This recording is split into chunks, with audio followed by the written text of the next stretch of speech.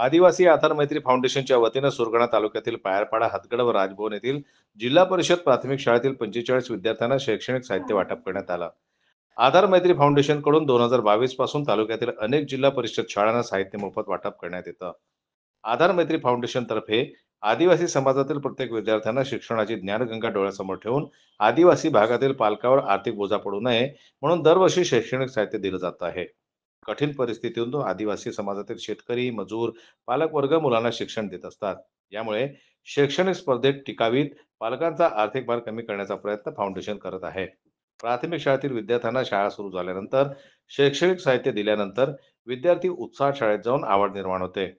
Stationery, पाट्या, pencil, पुढे 1 रेगी वह्या, 2 रेगी वह्या, 4 रेगी वह्या, चौकट रेगी वह्या, पेन्सिल, खोडरबर, शार्पनर, पेन, फुलस्केप वह्या आदी साहित्य 2 जिल्हा परिषद शाळांना वाटप करण्यात आलं.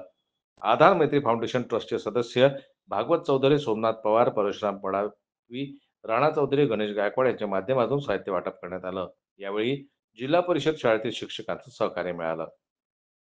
आधार मैत्री फाउंडेशनची इच्छा आहे की शैक्षणिक क्षेत्रात जितकं शक्य होईल तितकं सहकार्य करत राहायला हवं. रतन धूम, सदस्य, आदिवासी मैत्री फाउंडेशन.